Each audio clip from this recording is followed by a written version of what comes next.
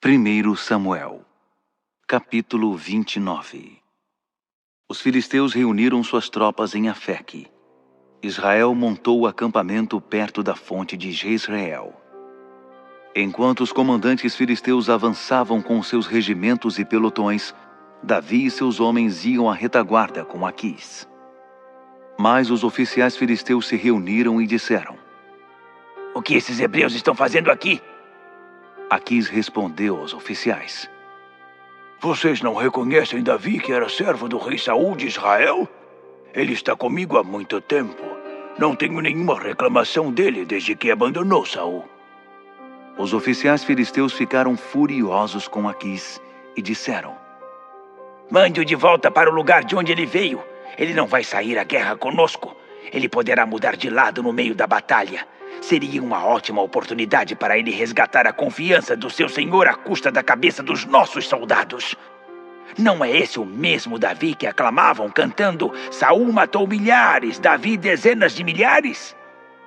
Assim Aquis mandou dizer a Davi: "Assim como vive o Eterno, você tem sido um aliado merecedor de toda a confiança. Tem sido correto em tudo o que fez para mim.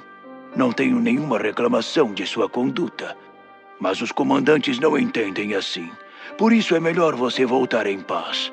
Não vale a pena aborrecer os comandantes filisteus."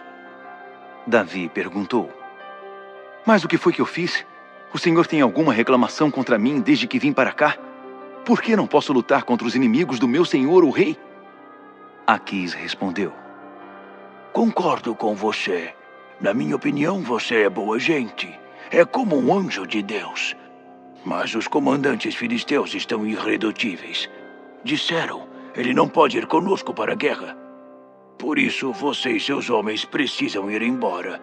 Assim que clarear o dia e puderem viajar, deixem o acampamento." Davi e seus homens se levantaram bem cedo, e ao clarear do dia, estavam a caminho de volta para a terra dos filisteus. Os filisteus foram para Jezreel. 1 Samuel, capítulo 30.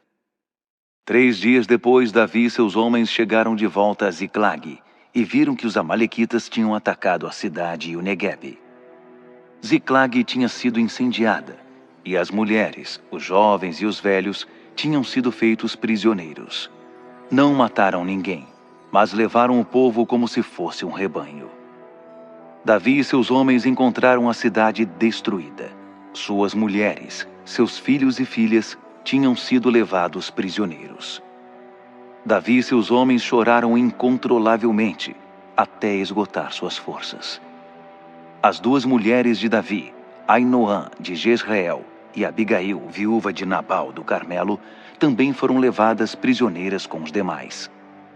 De repente, Davi percebeu que estava em apuros, pois os homens, ressentidos com a perda de suas mulheres, falavam em apedrejá-lo.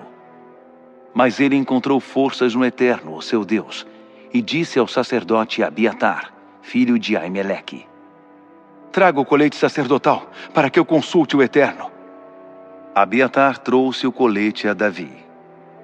Davi orou ao Eterno: "Devo perseguir os invasores? Irei alcançá-los?" O Eterno respondeu: "Persiga-os. Você os alcançará e conseguirá tomar de volta o que levaram."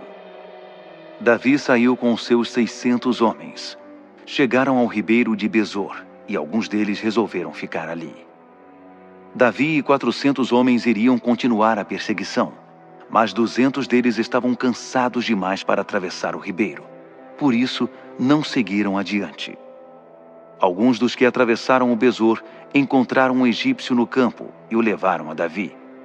Eles deram comida ao homem e ele comeu. Também bebeu água. Deram-lhe um pedaço de bolo de figo e alguns bolinhos de passas, e ele começou a recuperar as forças, pois não tinha comido nem bebido nada durante 3 dias e 3 noites. Davi perguntou: "Quem é você? De onde você vem?" Ele respondeu: "Sou egípcio, escravo de uma amalequita. Meu senhor me abandonou quando fiquei doente 3 dias atrás. Atacamos a região ao sul dos Queretitas de Judá e do território de Calebe. Também incendiamos Ziclag. Davi fez outra pergunta. Você consegue nos levar até os invasores? Ele respondeu. Se o Senhor me prometer diante de Deus que não me matará nem me entregará, meu Senhor, eu os levarei diretamente a eles. Assim o homem guiou Davi até os invasores. Eles estavam espalhados por todo o acampamento, comendo, bebendo e comemorando o resultado do saque da terra dos filisteus e de Judá. Davi os atacou no dia seguinte. Lutou contra eles desde o amanhecer até a noite. Ninguém escapou, exceto 400 guerreiros, os mais jovens, que fugiram montados em camelos. Davi resgatou tudo o que os amalequitas tinham levado. Resgatou também suas 2 mulheres. Ninguém morreu e nada foi perdido. Jovens, velhos, filhos, filhas, bens ou qualquer outra coisa. Davi recuperou tudo. Eles ainda levaram as ovelhas e os bois que pertenciam aos amalequitas, e todos gritavam: Estes são os despojos de Davi! Davi fez o caminho de volta até os 200 homens que permaneceram no ribeiro de Besor, por estarem cansados demais para continuar com ele. Eles vieram ao encontro de Davi e seus homens.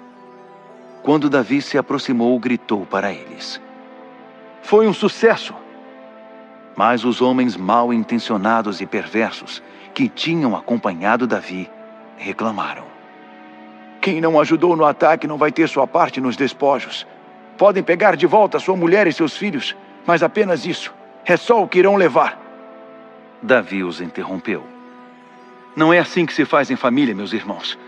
Não podemos agir assim com aquilo que o Eterno nos entregou. Deus nos protegeu. Ele nos entregou os homens que nos atacaram. Quem daria ouvidos a essa conversa? A parte dos que ficaram com a bagagem será a mesma dos que saíram para a batalha. Todos receberão partes iguais. Dali em diante, Davi estabeleceu essa regra em Israel, válida até hoje. Ao voltar a Ziclag, Davi mandou parte do despojo para os líderes de Judá, seus vizinhos, com o seguinte recado: Este é um presente do despojo dos inimigos do Eterno.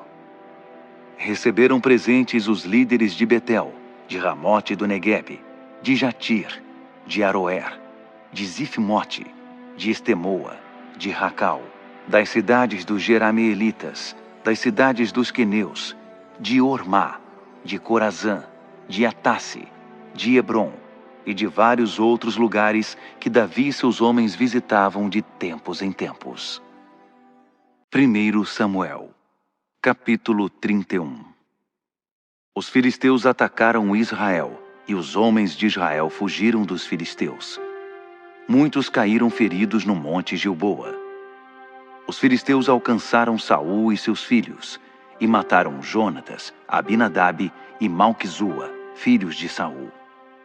A batalha foi intensa em torno de Saul. Os arqueiros chegaram perto dele e o feriram gravemente. Por isso Saul disse ao seu escudeiro: Pegue sua espada e me mate, para que eu não seja morto nas mãos desses pagãos profanos e seja humilhado por eles. Mas seu escudeiro não teve coragem de matar o rei. Então o próprio Saul se jogou sobre a sua espada.